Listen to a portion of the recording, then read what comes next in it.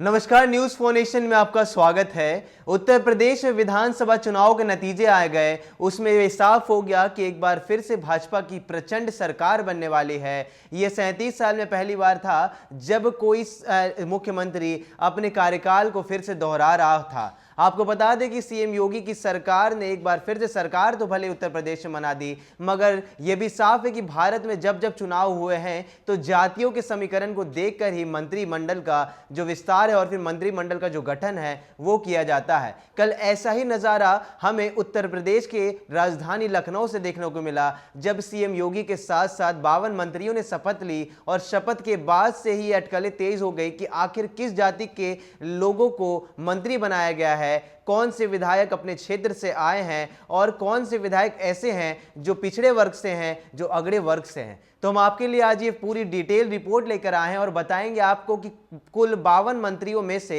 ऐसे कौन से ऐसे विधायक और विधान पार्षद हैं जो मंत्री तो बन गए हैं और उनकी जाति को लेकर अब पूरे देश में चर्चा हो रही है, क्योंकि भाजपा की नज़र में अब आगामी 2024 का लोकसभा चुनाव है। क्योंकि उत्तर प्रदेश एक बड़ा प्रांत है, तो इसी के कारण प्रधानमंत्री नरेंद्र मोदी के साथ साथ सीएम योगी भी पिछड़े वर्ग को लेकर चलना चाहते हैं, साथ ही साथ वो अगड़ों को भी अपने साथ रखना चाहते हैं ताकि 2024 के लोकसभा चुनाव में किसी प्रकार से भाजपा को नुकसान नहीं हो। आपको भी बता देते हैं कि सबसे बड़ी बात यह थी, जब मंत्रिमंडल का गठन किया जा रहा था तो उत्तर प्रदेश की 30% आबादी वाली जो जनसंख्या है, जो लोग रहते हैं, उनमें से सिर्फ 2 लोगों को मंत्री बनाया गया है। आखिर ये कौन है ये तो हम आपको आगे बताएंगे, मगर 30% आबादी वाली जनसंख्या में से सिर्फ 2 मंत्रियों को बनाना कहां तक सीएम योगी के लिए सही होगा, ये भी आने वाले वक्त में पता चलेगा। मगर देखिए हमारी ये रिपोर्ट कि किस प्रकार से सीएम योगी ने भले ही सरकार तो गठित कर ली है, भले ही वो दूसरी बार सरकार में आए हैं और खुद मुख्यमंत्री बने हैं,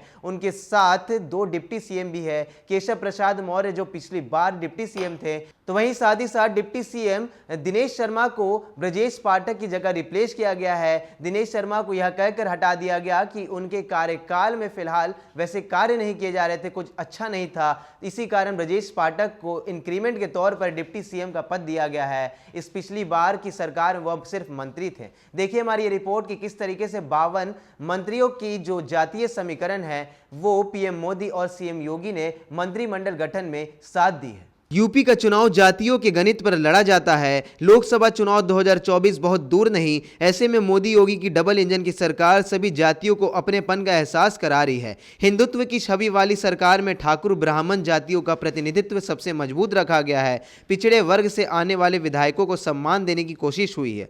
अगले चुनाव में हाईकमान की नज़र इसी वोट बैंक पर है। योगी कैबिनेट के 18 मंत्री पिछड़ा वर्ग के हैं। तमाम चर्चा के बावजूद केशव प्रसाद मौर्य को डिप्टी सीएम पद से नहीं हटाया गया। खास बात यह है कि करीब 30% आबादी वाले यादव और मुस्लिम वर्ग से महज एक विधायक मंत्री बने। जातीय समीकरण बनाए रखने के साथ योगी मंत्रिमंडल 2.0 में अनुभव, उच्च शिक्षा और अच्छी छवि का ख्याल भी रखा गया है। ब्राह्मणों के चेहरे दिनेश शर्मा को ब्रजेश पाठक जैसे बड़े चेहरे से रिप्लेस किया गया। वहीं ठाकुरों की राजनीति करने का दावा करने वालों को भी जगह दी गई है। यादव मुस्लिम का एक मंत्री योगी कैबिनेट में जगह बना सका है। यूपी में 12% वोटर ब्राह्मण को बांध रखने के लिए मंत्रिमंडल में 8 मंत्री इसी वर्ग से रखे गए हैं। शाहजहांपुर से जितिन प्रसाद, योगेंद्र उपाध्याय, सतीश शर्मा और रजनी तिवारी जैसे नामों को शामिल किया गया है। इस बार भाजपा गठबंधन से 32 महिलाएं विधायक बनी थी। साइलेंट वोटर महिलाओं को जोड़े रखने के लिए 7 मजबूत महिला विधायकों ने मंत्री पद की शपथ ली है।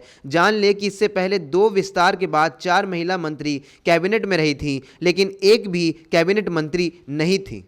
योगी के नए मंत्रिमंडल में महज एक मुस्लिम यादव चेहरा, सबसे ज्यादा 18 ओबीसी और 10 ठाकुर के साथ साथ 8 ब्राह्मणों को मंत्रिमंडल में जगह मिली है। तो ये साफ हो गया है कि दूसरे कार्यकाल में सरकार बना चुकी योगी सरकार में पिछली बार की अपेक्षा 3 पिछड़े वर्ग के मंत्री कम हैं। पिछली बार सरकार में 21 मंत्री ऐसे थे जो पिछड़े वर्ग से आते थे, मगर इस बार जब सरकार का गठन हो रहा था, जब मंत्रिमंडल का गठन हो रहा था, तो सिर्फ 18 पिछड़े वर्ग के मंत्रियों को जगह दी गई है। इस बार सबसे ज्यादा 18 ओबीसी विधायक ऐसे हैं जो मंत्री बने हैं। तो वही अगर ठाकुरों की बात करें तो 10 ठाकुर जाति से आने वाले विधायकों को मंत्री बनाया गया है। साथ ही साथ 8 ब्राह्मणों को भी मंत्री बनाया गया है। सीधी नजर पीएम मोदी और सीएम योगी की 2024 के लोकसभा चुनाव पर है, क्योंकि यूपी एक बड़ा वोट बैंक है, एक जनाधार है। अगर यूपी में कोई भी सरकार अपनी सीट बचाने में कामयाब हो जाता है तो दिल्ली के दरवाजे उनके लिए खुल जाते हैं। कुछ ऐसा ही मकसद लेकर इस बार मंत्रिमंडल का गठन किया गया है। आपको बता दें कि 32 बीजेपी की महिला विधायक इस बार जीती हैं। उनमें से सिर्फ 7 महिला विधायकों को सरकार में मंत्री की जगह दी गई है। साथ ही साथ ये भी बता दें कि एक यादव और एक मुस्लिम प्रतिनिधि को मंत्री बनाया गया है। खबर यह भी है कि फिलहाल उन्हें स्वतंत्र प्रभार दिया गया है, आने वाले समय में उन्हें विभाग दिया जाएगा। मगर सबसे बड़ी बात यही है कि इनका जो वोट बैंक आता है पूरे उत्तर प्रदेश में 30% का है, उनमें से सिर्फ एक लोगों को मंत्री बनाना ये कहां तक जायज है। लगातार खबरों में बने रहने के लिए आप देखते रहिए न्यूज़4नेशन। नमस्कार।